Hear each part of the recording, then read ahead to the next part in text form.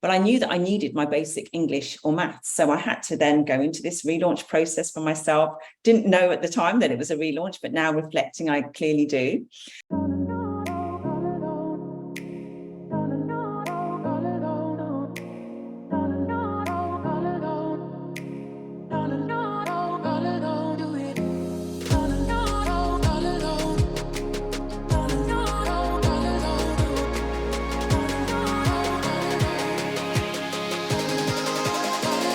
Everyone, I always love these days that I get to bring to you my incredible audience, somebody that has really impacted my life. And you know what? Sometimes we have people in our lives that come in and you know that there's going to be a long-term friendship there. You know that there's a lot that you're going to be working together, doing together. And the woman I'm going to share today with you is somebody that literally she's going to be addressing things that we all fear, we all need, we all want, but sometimes we're trying to figure how do we put it all together? Well, for the past 22 years, Linda Attram has been running successful property businesses, including a multi-million pound, you're going to notice she's over in the UK, property portfolio. She's serviced accommodation units and building development projects. She's also the founder of Mothers in Business. Linda, happily married, proud mother of who she calls 3 precious diamonds. And I laughed at her. I said, are they diamonds today? And a second Dan black belt in the martial art of Taekwondo. Come on, everyone. How cool is that? Linda incorporates the tenets of Taekwondo: courtesy, integrity, perseverance, self-control, and an indomitable spirit in training and in her personal and business life. And we're going to talk to her about that. She was recently honored with the prestigious Global Women Exceptional Award. And she is the Global Women's Club Regional Director. And this is and her chapter that she is the head of is in Ghana. We're going to get into this because there is so much that we are going to share with you today that you are going to want to begin to be a part of. And this is one of the groups. She was born in the UK of Caribbean heritage, and she came from truly humble beginnings and started out, which you would never know, as a very shy girl who did lack confidence, self-esteem, didn't have much of that whole identity thing built in. She left school with very little education, but with this burning desire to change. She chose to re-educate herself to the university degree level, which led to a successful 18-year career in human resource management. So we're talking like gamut here. She is right now going to be bringing us so much of this inspiration, but there are relaunches in all of our lives. And when we hear about somebody else's relaunch, it triggers something in us. It sets us ablaze. It ignites us. And there are stories here that will ignite you, and you will walk away from this conversation a better person, and you're going to have some serious direction. So, Linda, so great to have you here today. Welcome. Thank you so much, Hilary. I'm really, really excited to be on your show. Thank you for the invitation. It's an honor. Well, and here's the thing. You and I were introduced, and there are people that are truly great networkers and and can read people and say, you need to meet this person and that person. And we have mutual friends, Robert and Aaron, and they were like, you guys need to get together, And yes, we are, I think they call it across the pond, right? You're in the UK. I'm right now in the US, and we have really come together on so many fronts. And there's been so much synergy. You have brought me into the fold of this incredible group, the Global Women's Club, that we're going to talk quite a bit about. get people to understand that when you're living in only your small area, potentially even the confines of your own home or apartment, sometimes the best thing to do is to look outside your four walls, look outside your country, look at to see. We talk often about global relaunches and find out what is really happening in the world. And you bring that to all of us. But I really want to start with your journey has not been an easy one. And I mentioned a few of the things that, happened to you when you were young and trying to, get to where you are now. But can you take me back and walk me through more of your specifics around your relaunch journey, and then something that's near and dear to my heart, what you believe is truly the most significant relaunch? And we have a lot of overlapping there, unfortunately. So I'm going to hand it over to you to walk through kind of what brought you here. Thank you, Hilary. And as you know yourself, as we go through life, we have many relaunches. Some that we, were aware of, some that we're not aware of. And for me, it started off when I was a little girl, about 5 years old, because there's 10 years difference between me and my last sister. There are 4 of us in total. So there was always that age gap. So I didn't have other siblings to play with. So I was kind of a child that was on her own, although I was part of a big family. But I was very quiet, very shy, lacked confidence. And, I would always play on my own. And I would always look through the window. We had these like bay windows in our house. And I'd always look through the window and watch people walking past. And I'd think to myself, I'd love to be confident like that one day. Just the way that people walked, they dressed. From a very young age, I would take those things on board. And so as time went on and I went into school, I would not speak. I would not speak unless I was spoken to. I wouldn't smile. I felt like I was very ugly. I had teeth that was going in nautical directions, north, east, south, and west. And because of that had a very major impact on my confidence. What age were we talking about right now? We're talking about age eight upwards, when I was so you really remember that. And by the way, my brother called me the buck-tooth varmint. That's how bad my teeth were too. So yet again, we have something else in common. But it's interesting that at age 8, you were going into school and you didn't want to talk, and that you had such a lack of confidence. As you've unpacked this throughout the year, are you gaining more of an understanding of why you had such little confidence at this point? Now I certainly do. At that time, absolutely not.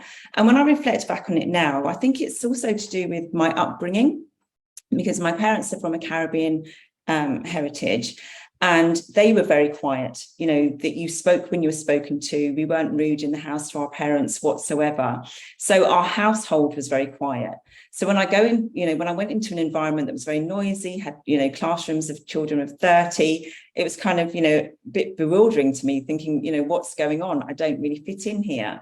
And because I could see other people that were much more confident than me, it made me feel less confident, because I wasn't up to the same sort of standard as everyone else in my own mind at that particular time.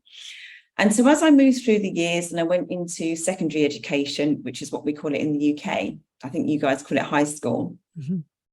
I then, those feelings became even more and more intense for me in terms of that lack of confidence. But the difference when I was in secondary school was that I could see a particular group of people that were very, very popular. And I wanted to be part of that crew, that gang, whatever you want to call it. But it was to my detriment, because I then focused on becoming popular as opposed to becoming, focusing on my education. And that led me to do lots of things that I'm perhaps not going to share on this station, but it had a major impact on my education. I left school with no English, no maths qualifications whatsoever. So that for me was one of my very first things that I had to relaunch. I had to get back into education, because that was not going to serve me very well in my future.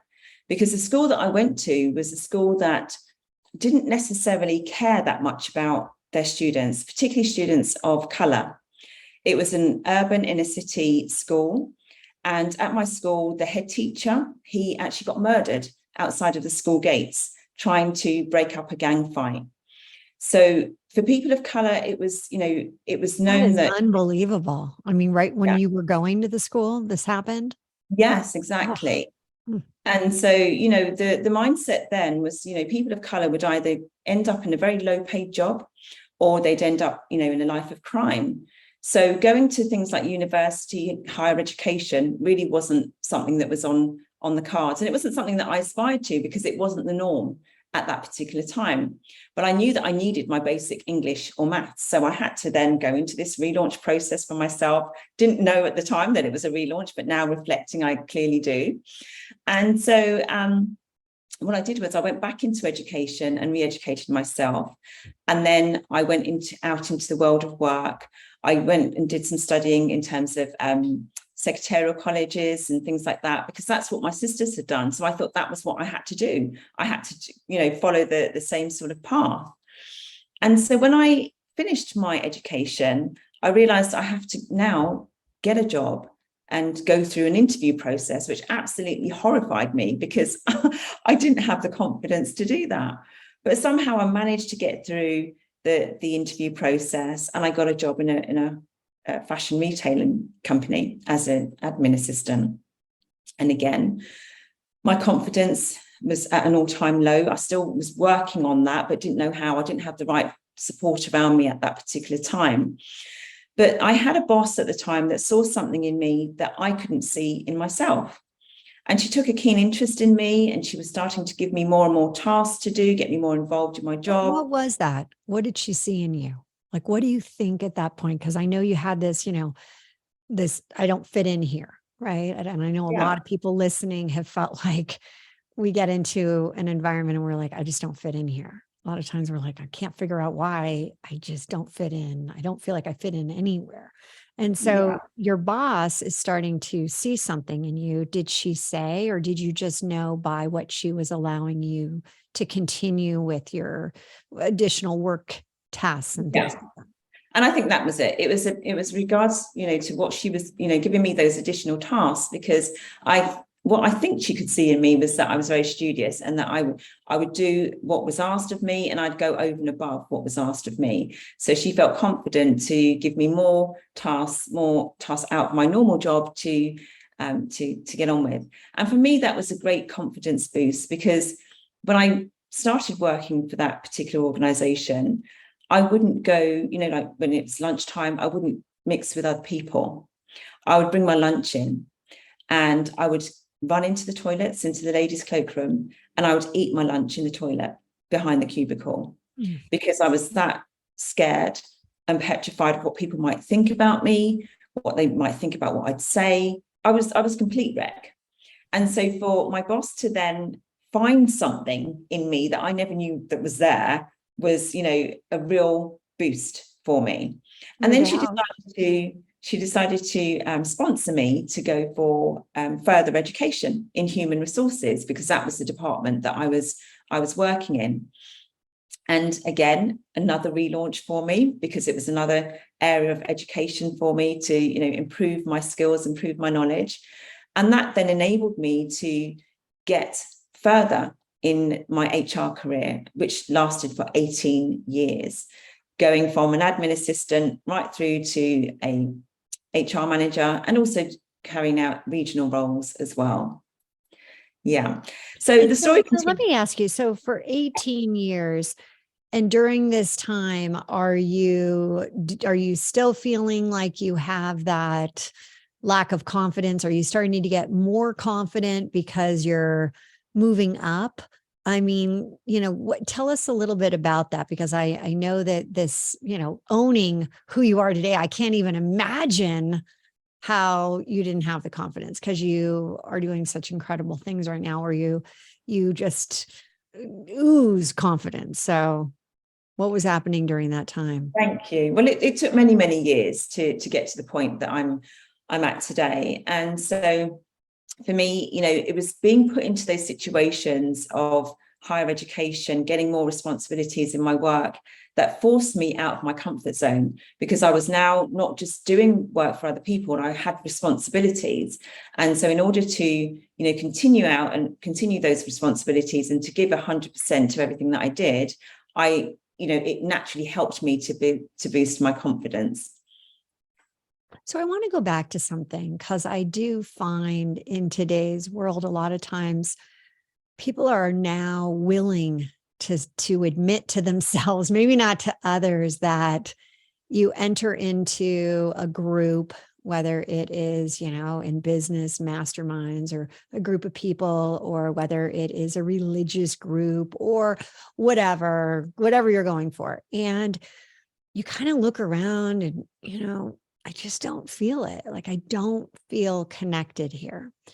And a lot of times what I say is that it's not about like-minded people, it's about like energy people. And a lot of times when we're going for something that is something that, we're all standing behind a cause or a belief system, that it doesn't necessarily align with your energy level, or with where you're taking yourself, or with what you're really sharing. I'm seeing now, though, with you, especially in this group that we're going to talk about in a moment, you really, was it that you didn't feel like you fit in because of the lack of confidence? And as you continue to build out the confidence with what you're saying is education, right? You're educating yourself. Was this also elevating? Tell me about how you were feeling from a confidence level as you continue to elevate yourself with this education. Yeah, that's a great question. Thank you. So I still had that inner critic within me that felt that I wasn't good enough, but I was able to manage it more effectively. So I could show that confidence on the outside, although I wasn't reflecting it on the inside. It was better than it was when I was a younger child, but I was still working with it. It was still work in progress. So for me, through the education, it helped me to what's the word I'm looking for? It helped me to portray that image of confidence, which then helped me to get on in certain roles in life, because I was able to connect better with people, but I was still questioning myself in terms of, was I good enough? Did I have enough confidence to do things? But it was only when I started getting feedback from other people telling me that, this was great or whatever, that was what was the real driver for me, the feedback from others. So we have to take a quick break, but when we get back, I really want to dive deeper into this whole concept when you finally realize what's going on and you've got limiting beliefs and how they're holding you back, and realizing that it's the self-sabotage within you that's holding you back. So Sure. we're going to take a very quick break. We'll be right back. And we're going to go into actual steps that we can be taking to get out of the limiting belief, kind of that spiral, and pop back out into that level of confidence. We'll be right back. This episode is brought to you by my very own labor of love, my most recent book, Relaunch. This book is a collection of my stories, other stories, and is a motivational guide to living a new 3HQ lifestyle, sparking your heart to ignite your life. It's available for purchase via Amazon. Get ready to try on the 3HQ method that I've been using for years throughout my entire life, reaching the next level in all areas, both professionally and personally. Get your copy today at www.therelaunchbook.com. Everyone, welcome back. I've got Linda Attram here with me. Before the quick break, we were talking about limiting beliefs, and Linda was being very open, very genuine, and saying, hey, I really did have that I'm not good enough. Those voices in my head that kept her super quiet, that made her confidence feel like non-existent. And so I'd like to circle back with this, Linda, and talk about this feeling of not good enough. And what did you do to combat it? Thank you. Great question. So I forced myself into circles that I wouldn't normally go into. into networking groups, and so that I could just build up on my confidence and just really fight that battle. And as I became a mother in later years, I realized that whatever I do is going to potentially circle around for my children. And that was a real driver for me, because I didn't want my children to go through that same lack of confidence that I did. So everything that I did would inspire my children. So I have to break that cycle. And so that was the real key driver for me. And going into motherhood for me, before you keep going with that, I want to say this idea of hereditary limiting beliefs, I call them bugs, beliefs underground surfacing, and they are hereditary. You can 100% continue to pass them down. And it's so amazing that you realize, hey, this is where this is going to stop. I am not going to pass that down to my kids, this lack of confidence, this feeling like I don't belong, this feeling like I'm not good enough. And so, first off, how amazing is that? I mean, that is so good. But I'd love to ask again, like, what did you do? How did you, because it's easier said than done, right? Easy to say, hey, I'm going to take out that, I'm not good enough. I'm confident. I'm just going to throw myself in, but it is work. There's work behind it. There's lots of work behind it. And I was fortunate to be around circles where self-development was a key thing, because growing up, I thought, once you finished, school, college, university, that's it.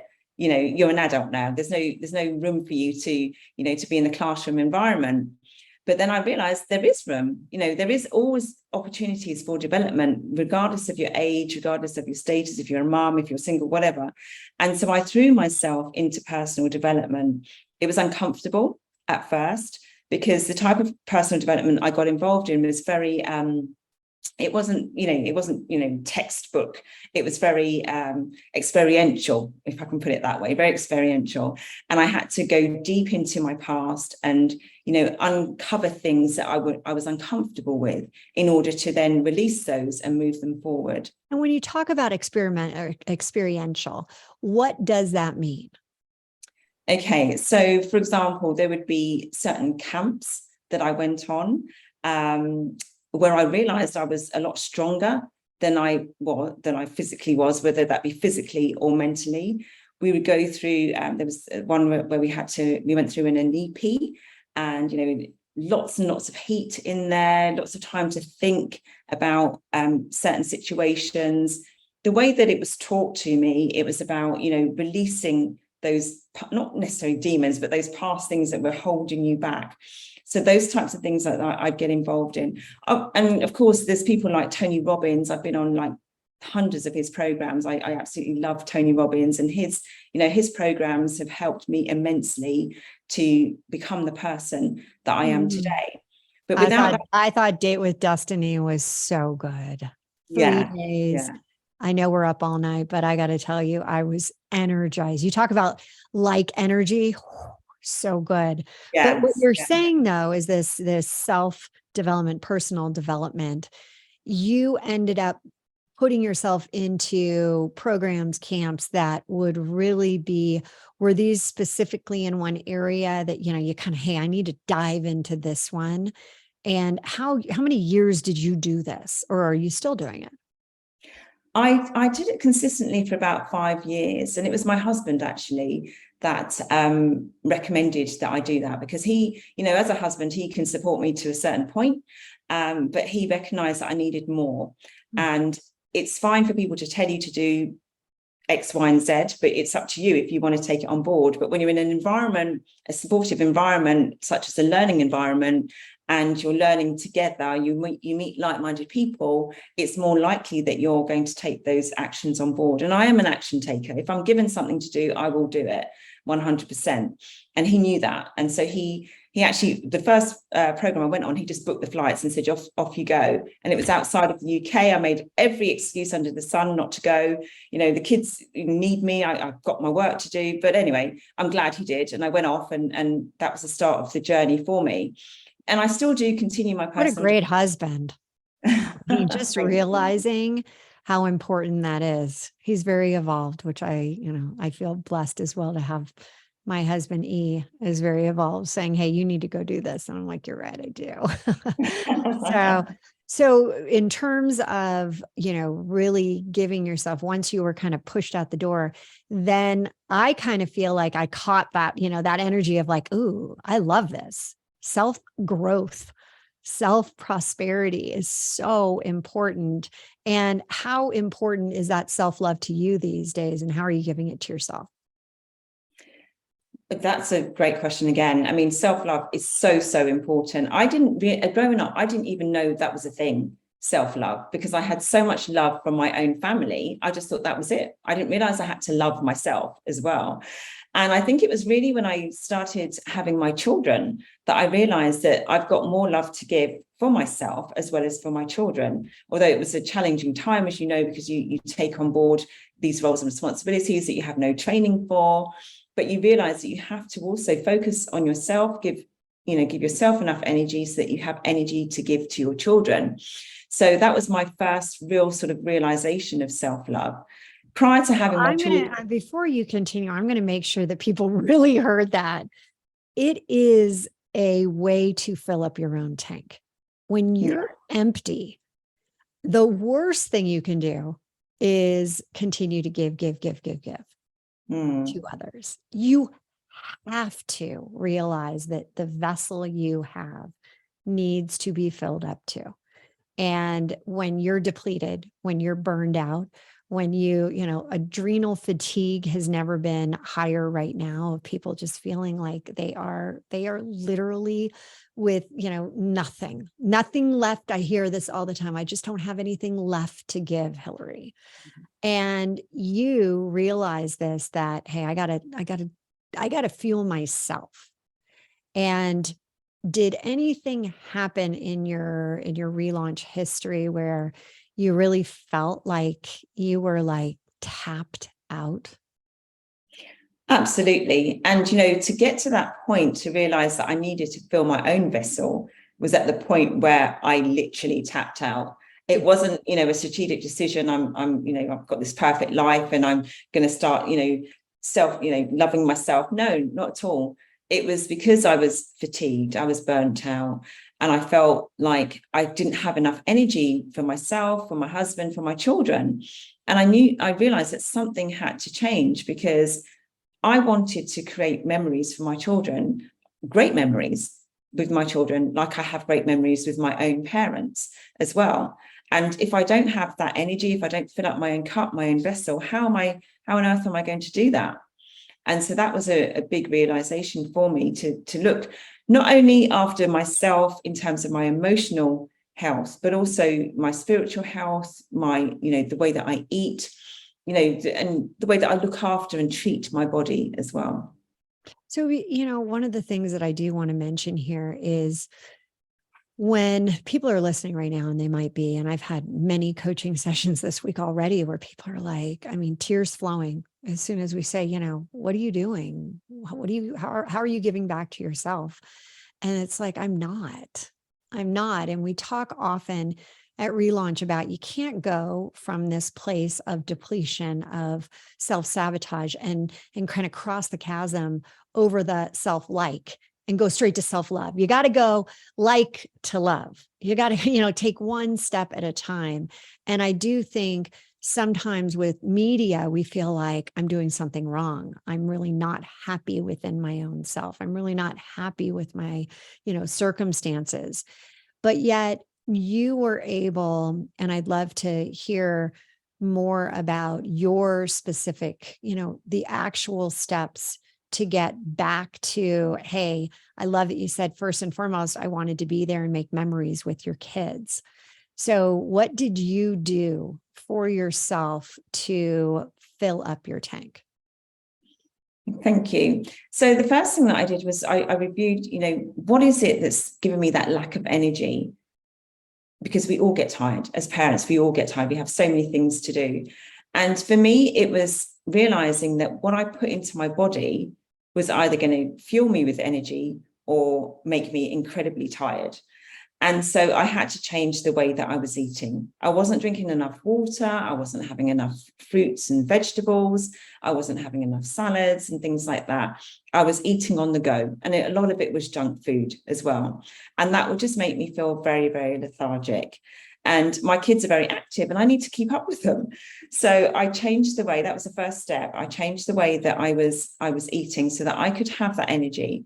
And that was fueling me. That was fueling my mind. It was fueling my body. And it was also helping me to feel more confident in myself as well, because my body shape started to change at the same time. And so that was one of the very first steps. And like you say, you don't just go from A to B in one fell swoop. You have to take those tiny little baby steps. But it's important that, well, it was for me, that I took those steps at my own pace, not with somebody telling me that I have to do these particular things. Because when you're forced to do something, you tend to stay away from it, because you think, well, this isn't me, this isn't what I want to do.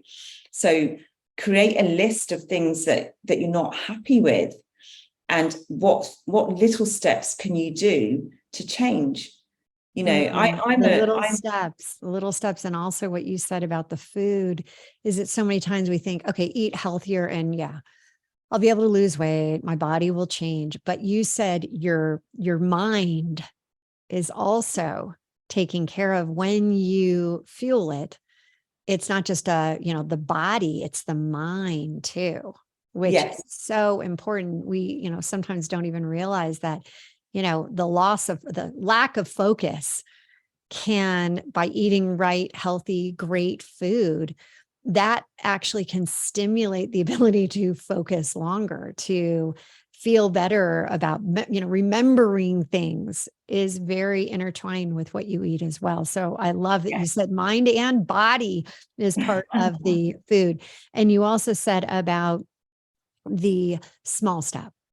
This doesn't happen overnight. You got to take the steps. So what is the one small step of something that you're not happy with right now, and start there. Don't try to look at the list and be like, there's so many things on this list. Just one.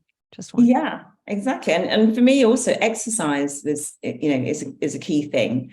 Exercise. And, we can all make excuses. We don't have time to go to the gym, and procrastinate over that. And I found that, being a mum, I had plenty of time to take my children to activities, but I was wasting that time. I was sitting there for an hour or 2 hours watching them do whatever they were doing. And in this case, they were doing Taekwondo. And I thought to myself one day, why am I sitting here for an hour watching them when I can put on a suit myself and I can exercise at the same time? So again, it's that small step. It's about doing something out of the norm, out of my comfort zone. And, but at the same time, fueling myself with lots of energy and exercise and keeping fit. I love to do exactly what you just said. When you're going to have an hour call, if you're not, actively participating and having to show something and you can listen, go out and walk while you're listening to it. Yes. I mean, it actually stimulates your brain. So this is so good. I would like to talk about that impactful relaunch that really stood out as, this could have taken you down, but you're a survivor. Can we talk a little bit about that one? I know it's painful and I know we share a lot of commonality here, but do you mind taking me down that path? Sure. Yes. So 12 years ago, I lost my mother. She was 77 and she was in perfectly good health. She unfortunately slipped out of the bath and hit her head, and she then had a stroke, and she was left overnight in her home with nobody realizing she was there, naked. And she died a couple of days later because she wasn't looked after very well in the hospital. So she was in the Caribbean at the time. I was in the UK, and it was a complete shock to me. When I got the call, I dropped everything to go and look after her. At the day of the flight, I got the call saying that she'd passed away. And my mum was my best friend. And so for me, everything just went down. I lost a 1.5 stone within 6 days. I couldn't eat. I couldn't sleep. But I knew on the other side of that, I had my children to look after as well. For a short period of time, very short period of time, I didn't want to be here. I just wanted to be with my mum. And I had to consider very quickly to snap out of that, what would that actually bring me? Because I don't know what's on the other side of life. I don't know if I'm going to actually physically be with my mum. And it also means that, you know, I'd be leaving my children behind. I'd be leaving my husband behind, which I certainly didn't want to do. And it took me 3 years to get over my mum's passing. I cried every single day for 3 years, but I cried in silence, because I didn't want my children to see what I was going through, because one day I'm not going to be here, and I don't want them to go through that whole process and thinking that's normal. You know, you take 3 years to grieve. That was just my story. You know, what's really interesting is that right now, I just hit the 3-year mark of when my mom passed, and my mom too was 77 when she got diagnosed. She died 14 months later, so she was 78, and she was my best friend. Right. Talked 5 times a day. And it's still so raw. It's still so painful. You know, there's something about losing your mom, losing your dad, and the significance of those relaunches. It's a very different type of relaunch, right? And I try to put my hand around, or, you know, my arms around this one, because it now feels like I'm not the daughter anymore, right? I don't have a mom. I don't have a dad. I'm fortunate, so fortunate. I have a mom, Inga, my stepmom, who has been my second mom since I was 4.5. But there's that moment of like, God, they're both gone. And sometimes, do you ever wake up or are you in a half sleep and you kind of think that it's not true and that your mom's there and you're talking? Because I just had this last night, and I kind of woke up and I'm like, wait, I got to call her. And then I'm like, oh, does that happen to you? Yes, it does. It certainly does. And, you know, when I lost my father as well 2 years ago, so, you know, that's even more raw for me, but I was able to deal with that differently, completely differently, because of what I'd experienced with my mum. And I vowed that I'd never, you know, put myself into that dark zone again, purely for my own sake. How did you deal? Because I felt like I lost my dad a few months ago. I do feel like I dealt with my dad's passing very differently than my mom's. How did you handle it? Like, what, I know you didn't want to go into that dark space again, but share a little bit more. Yeah. So I took it as, I looked at it in terms of, with my mum, it was like, why is my mum gone? I was angry. Why has she been taken away from me? But with my dad, I saw it as a blessing. I was blessed to be with him for, you know, 49, 50 years at the time he was in my life. So I've treasured every single memory I had with him. And he passed away with cancer. So I was able to timely spend more and more time with him and treasure those moments. So when he went, I knew that he went in peace, and that he went, you know, to a better place. He was going to be no more in pain. So rather than it being about me losing him, it was more around, what memories can I hold on to and treasure that I had from him, and also from my mum as well. And that in itself helped me to deal with his passing a lot better. Well, we have to take a quick break. When we come back, we're going to then hear how Linda has now taken not a lack of confidence, but a very, very big well of confidence that she now has, and really taken it globally. We'll be right back.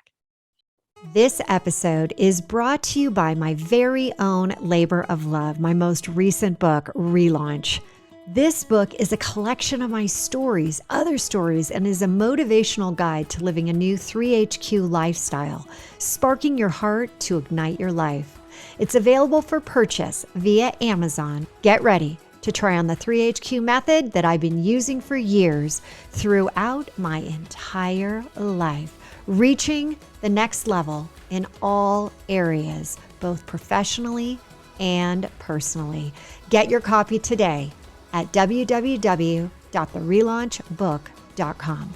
Everyone, welcome back. I am here with Linda Attram, and we have been talking about relaunches when it involves losing mom, losing dad, losing kind of that core foundation. And it is an interesting, it's going to happen to all of us. And it's something that does change your inner structure, your inner core. And Linda, thank you for being so open about where you are, how you were able to handle your dad's passing differently than your mom's. And I'd really like to ask you, when you look at your past now, is there something that if you could go back and change, would there be anything right now that you would be like, oh, maybe this?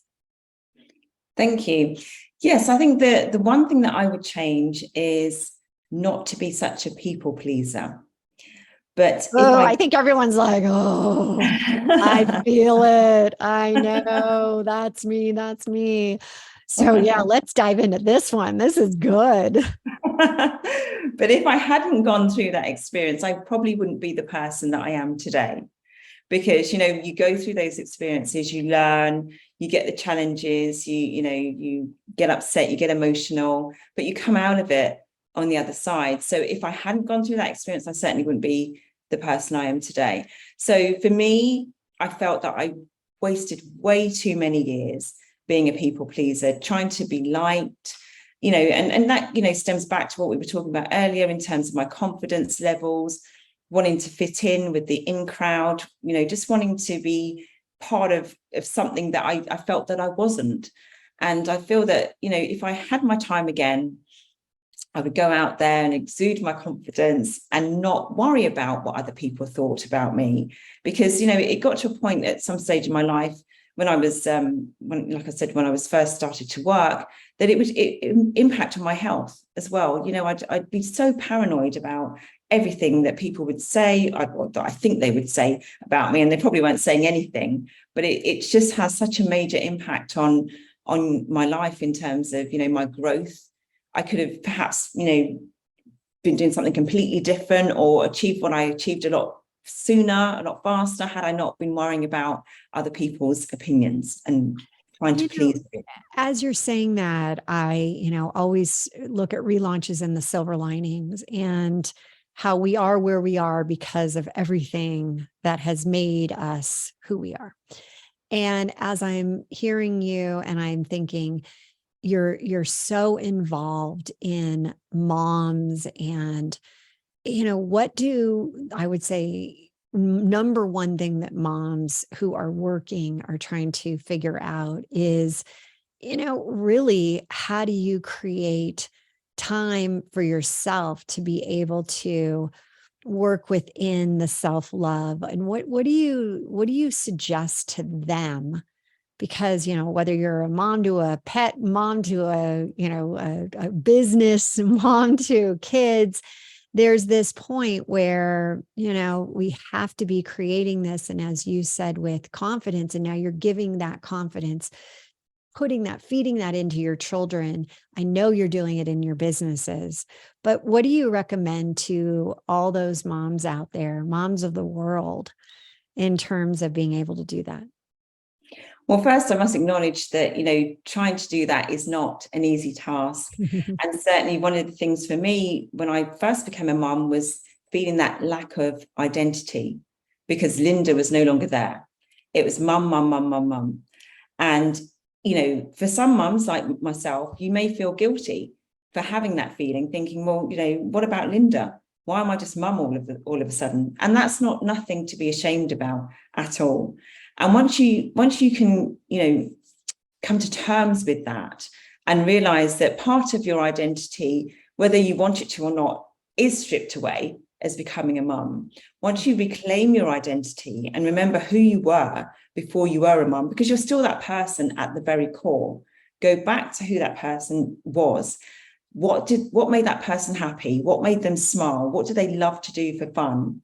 And try and incorporate that back into your life. You're obviously not going to have the same amount of time to do that because you've got other responsibilities, but just find something very small, even if it's just something once a month, just to take you back to the person that you were, to rekindle that Linda or that Hillary inside of you is the tip that I I would suggest. I agree. I remember the day I drove up to the house and I had my twins in the car.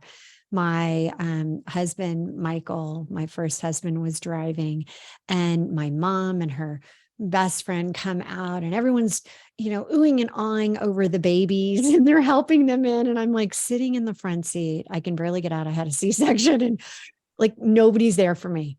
Like nobody, it was no longer about me. It was like this wake up call. And I waited about, 30 seconds and finally like, okay, I guess I'm getting out of the car now on my own. And it is this wake up that, my identity is, I got to find Hillary again. Where'd she go?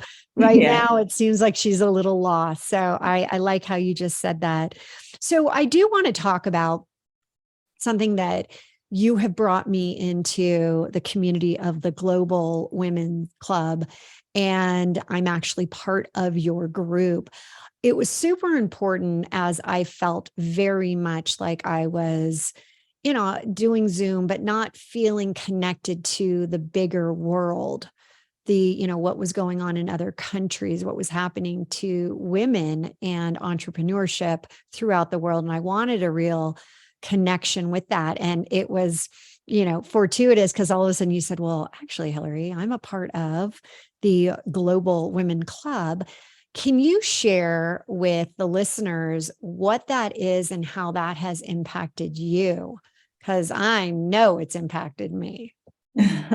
Thank you. Yes, so the Global Woman Club is an amazing organization that is all over the world. It's all over the globe. And we have club meetings in different cities all around the world. But the unique part of it is that it's for women in business, women who are thinking about getting into business, but it gives you the opportunity not only to connect locally with people in your own home city, but also to connect with them globally. So if you're looking to, be more visible on a global basis, you have a product or a brand that you want to let the rest of the world know about, rather than just struggling in your own local community. We have a global community that you can connect with women all around the world. You can pitch your business, you can learn from each other, you can get connections, get contacts, and make new friends as well. It's an organization that's been running for about 7 years. And, like I said, we've got clubs in different cities around the world. And it's an amazing, amazing community where women can connect together, they can grow together, they can collaborate, and they can grow. And you know what I like a lot is that you don't have to specifically be in the Denver group. You can be in a club like I'm in yours, and people come together, and they're in the UK, and they're literally all over the world. And you're talking about conferences in Dubai, and I'm hearing from other women, I'm connecting with these other women, and it's so impactful because it really makes you realize that today you don't have to, unless you're doing, a physical service where you need to be there and providing in person. But so many of us are doing so many online digital, courses and coaching, and, you can do it anywhere. Right. And so to know that, and to have, the reach, and to be working with women like yourself, I think it is so powerful. It really is. Yeah. What do you think is, and can you share a little bit about, I know you host these and it's once a month, and then you get to hear these speakers that you brought in a speaker the last time. And so can you share a little bit more about what type of speakers you're bringing in? Sure, thank you. Yeah, so diversity is very key in terms of our meetings. Wherever you go around the world, you're always going to get a diverse group of women. So it's not just going to be women all looking the same. And we have guest speakers that come to every single meeting. And so the purpose of that is so that we can not only connect through networking with the women, but they also get the opportunity to learn from each other, and they learn from the guest speaker. So our guest speakers are traditionally business women that are successful in their field, but they can also teach our women around the world different skills, business tips, so that they can continue to grow in their own businesses, whether that's being, on a personal level or through their business as well. There's always an array of different type of speakers in every meeting, in my Accra club and in any club you go around the world. And, I don't know of any other club anywhere where you can get to connect with women globally, talk about your business, promote your business, and at the same time learn, have fun, and make those new connections. And I think one of the most fascinating parts of it is that we're all going through the same thing. There's the foundational growth, there's the scalability, there are issues that are not, they're universal. they happen to us all. And so hearing it from different perspective, being able to tap into that I find it such a rich experience, because a different perspective, a different way of thinking. Again, it goes back to, it's not just like-minded people that are on there. It's like energy. It's like, yeah, we're all trying to make that impact. So I have thoroughly enjoyed it. And I'm going to make sure in all the notes to give your contact so that people can find you. But where is the best place to connect with you? The best place would be on LinkedIn, under my name, as in Linda Attram, Attram. I'm also on Instagram and Facebook as well, but I think LinkedIn would be the sort of the core place to connect with me. And as we're wrapping up here, if you could, knowing that this is, a global radio show podcast, what would you tell women, that final message about elevating their confidence? Thank you. And thank you for the opportunity for being on your show. I would tell women to just feel confident within themselves. Don't worry about what other people think about you. They're going to think of whatever they're going to think regardless anyway. We've only got one life. Just go for it. Live your best life. And, you don't know who you're going to be inspiring along the way. People will be watching you. They may not say anything, but just by you being you and exuding your own confidence will help other women along the way. And we can all support and help each other. That is so great. And be open to the people that you can meet. And a lot of times when you hear something, ask that follow-up question, right? So tell me more. So tell me more about that. Linda, what was that? What was it like? What are you telling, what are you talking about? I want to hear more. And when you do that, then you really get the passion from the other person of what they're really trying to do. So I love those open-ended questions, especially the one like, tell me more. I need to hear more about that. What do you mean by that? So super great. Well, as we're wrapping up, I want to say a huge thank you for being here, for being so honest and raw about losing your mom, losing your dad, those significant relaunches, and how really those limiting beliefs have led you to where you are now, and the fact that you've been able to overcome that confidence barrier. So super great. Next week, everyone, I will have Jen Moore on this fabulous show. And she does things around modern medicine with a twist, as in emotional freeing techniques, EFT, known also as tapping. So right now, I want you to leave, come back next week. It is all about live now, love now, relaunch now, and we will be back next week bringing you a lot more goodness. Take care.